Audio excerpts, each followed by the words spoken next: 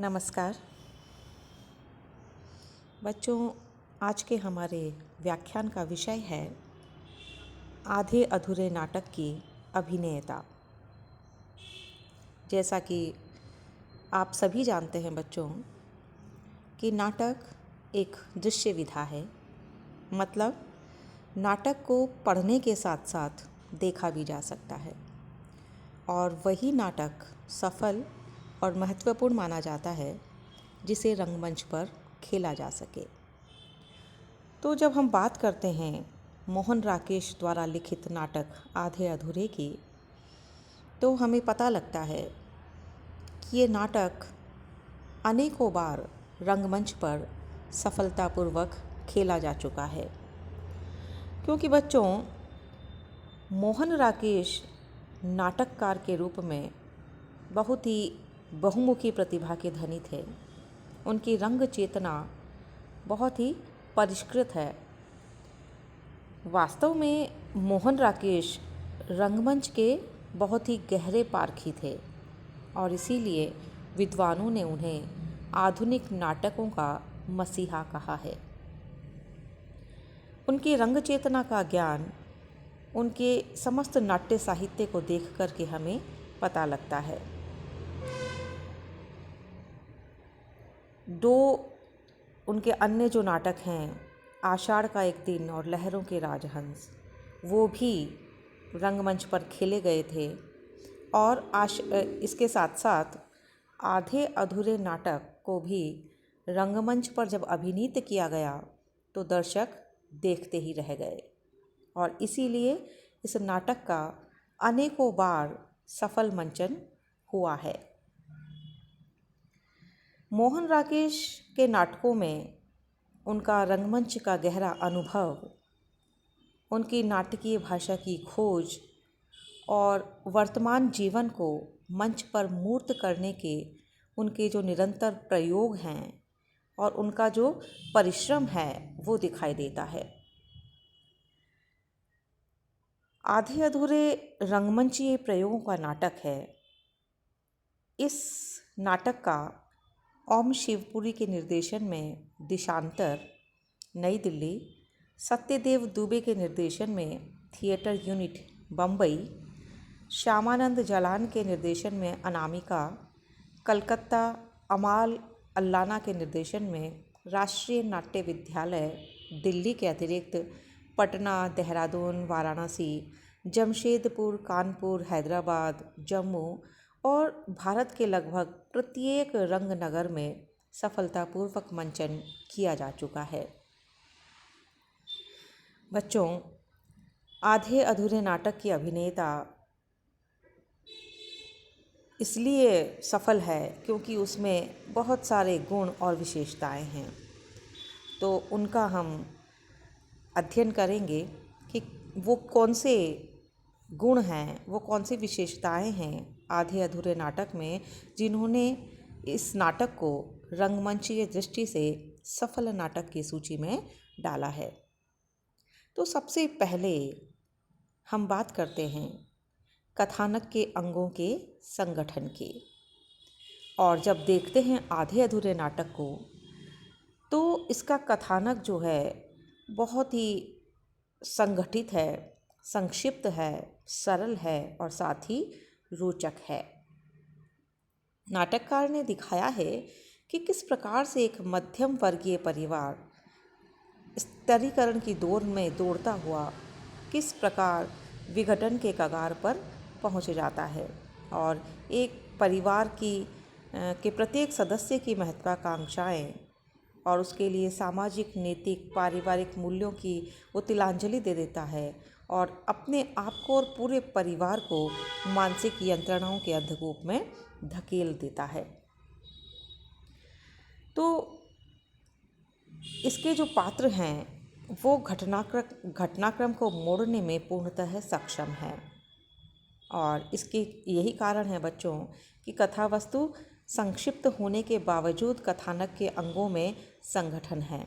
कथा संयोजन दर्शकों को जिज्ञासु बनाए रखता है और यह जिज्ञासूपन जो है वो रंगमंचीयता को बल प्रदान करता है। दूसरी जो विशेषता है या कारण है रंगमंचीय सफलता के पीछे, वो है आधे अधूरे नाटक में पात्रों की सीमित संख्या और साथ ही साथ उसका यथार्थपरक चित्रण। हम देखते हैं बच्चों कि इस नाटक में बहुत कम पात्र हैं, केवल 2 पुरुष पात्र और 3 स्त्री पात्र सारी कथा को अभिव्यक्त कर देते हैं। एक ही व्यक्ति पुरुष 1, पुरुष 2, पुरुष 4 की भूमिकाओं में प्रस्तुत होता है। पात्र संख्या सीमित होने के कारण उनका जो चरित्र चित्रण है वो भी बड़े ही स्वाभाविक ढंग से हुआ है।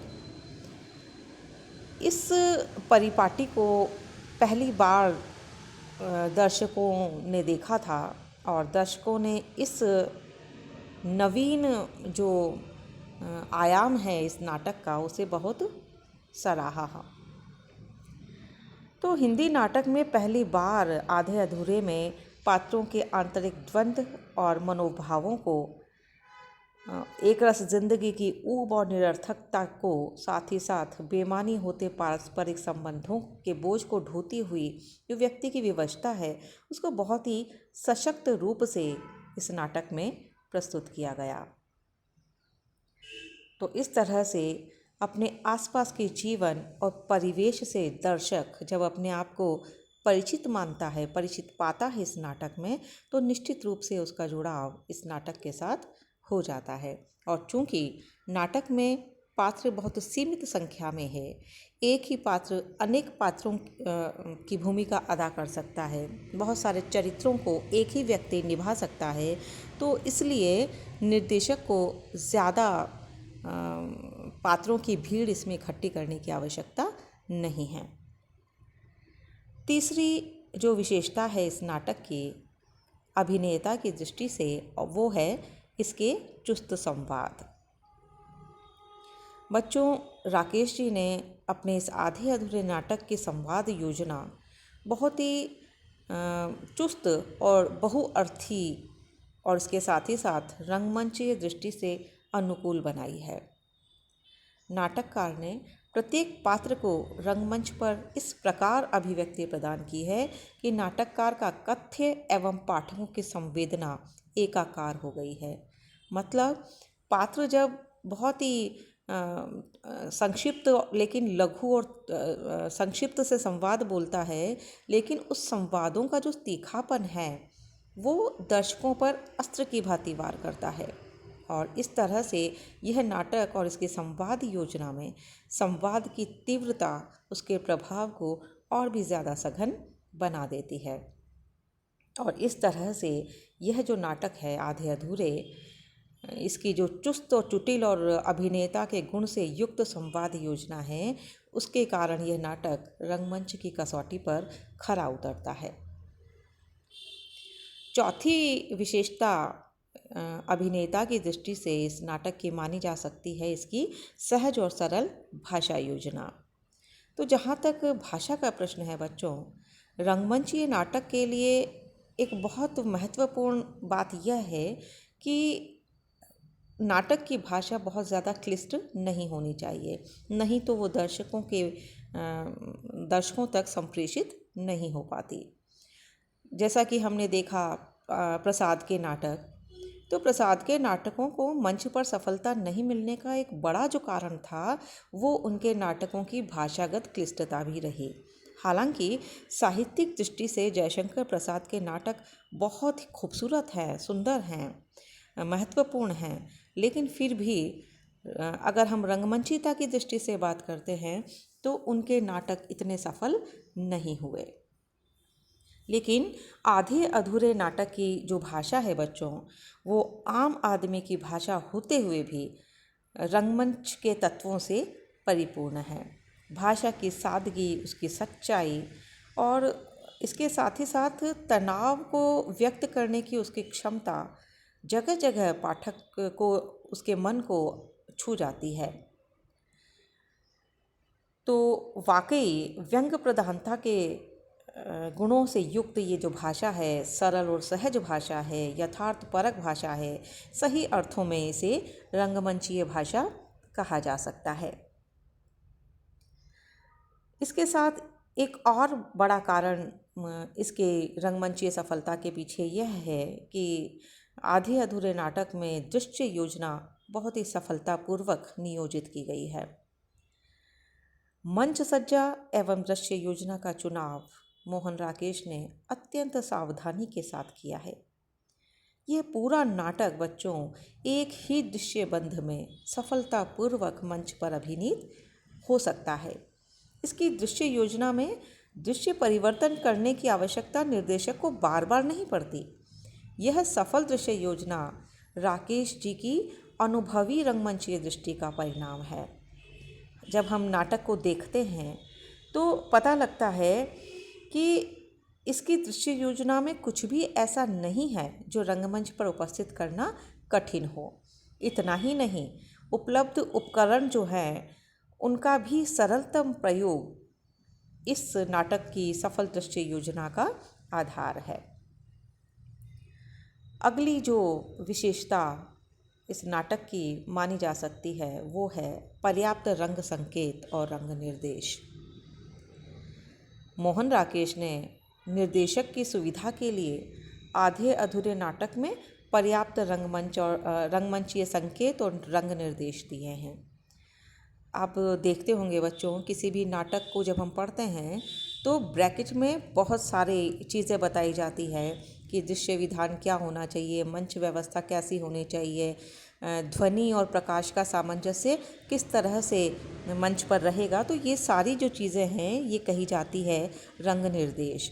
तो मोहन राकेश ने अपने नाटक में बहुत सारे रंग निर्देश दिए हैं ताकि निर्देशक को अभिनय करने में मंच पर किसी भी नाटक को ज़्यादा मुश्किल का सामना ना करना पड़े। तो हम जैसे ही नाटक का प्रारंभ होता है आधे अधूरे का, तो रंग संकेत बिल्कुल स्पष्ट रूप से दिखाई देते हैं, जहां लिखा गया है कि पर्दा उठने पर सबसे पहले चाय पीने के बाद डाइनिंग टेबल पर छोड़ा गया अध टूटा आलोकित होता है। फिर फटी किताबें और उसके साथ साथ टूटी कुर्सियों में से एक कुछ सेकंड बाद प्रकाश सोफे के उस भाग पर केंद्रित हो जाता है। आपने देखा होगा बच्चों, अगर कभी नाटक आपने देखे हो रंगमंच पर अभिनीत होते हुए, तो वहाँ पर जिस चीज़ को, जिस चरित्र को, जिस वस्तु को दिखाना होता है उसी पर पूरा प्रकाश का जो गोला होता है वो उसी पर आ जाता है और इस तरह से अलग अलग जो अंश है रंगमंच के वो प्रकाशित किए जाते हैं बारी बारी से। तो नाटककार ने इन रंग संकेतों के माध्यम से एक तरफ तो नाटक के रंगमंची स्वरूप में मजबूत किया है उसे, और दूसरा जो मध्यम वर्गीय परिवार की दयनीय स्थिति है उसको भी अपनी रंग ध्वनि से उजागर किया है। तो इस तरह से मोहन राकेश ने रंग संकेतों के साथ ही साथ प्रकाश और ध्वनि योजना द्वारा भी अपने नाटक को मंचन की दृष्टि से सफल बनाने की कोशिश की है। एक और बड़ा कारण इस नाटक की सफलता के पीछे है इस नाटक में जो वेशभूषा और साज सज्जा के बारे में जो निर्देश दिए गए हैं नाटककार के द्वारा, उसमें चारों पात्रों की वेशभूषा के बारे में स्पष्ट संकेत नाटक के प्रारंभ में ही मिल जाते हैं। जैसा कि हम देखते हैं, पुरुष 1 के रूप में पतलून कमीज पहने, पुरुष 2 के रूप में पतलून और बंद गले का कोट, और जो पुरुष 3 हैं वो पतलून टी शर्ट, और पुरुष 4 के रूप में पतलून के साथ में पुरानी स्टाइल का जो है वो लंबा सा कोट। ये सारी चीज़ें, इसी के साथ सावित्री की वेशभूषा भी बता दी गई है, और छोटी लड़की, बड़ी लड़की, लड़का, सभी की जो वेशभूषा है पात्रों की वो उनके व्यक्तित्व और उनकी मन स्थिति के अनुरूप है। किसी भी पात्र के लिए मेकअप भी अनिवार्य नहीं है, क्योंकि बच्चों जो पात्र है इस नाटक के वो बिल्कुल एक साधारण परिवार से उठाए गए हैं, इसीलिए उनकी वेशभूषा और मेकअप में कोई विशिष्टता की ज़रूरत नहीं है। तो बच्चों, इस प्रकार से कहा जा सकता है कि जो मोहन राकेश का नाटक है आधे अधूरे, उसके कथानक के अंगों में संगठन है, पात्रों की संख्या बहुत सीमित है और यथार्थवादी दृष्टि से चित्रण किया गया है उनका, सरल और सार्थक रंग भाषा है, सफल संवाद योजना है, पर्याप्त रंग संकेत दिए गए हैं, पात्रों के अनुकूल उनकी वेशभूषा है और सरल सहज प्राप्त मंच सज्जा की सामग्री के कारण यह नाटक आधे अधूरे रंगमंच की कसौटी पर एकदम खरा उतरता है। धन्यवाद।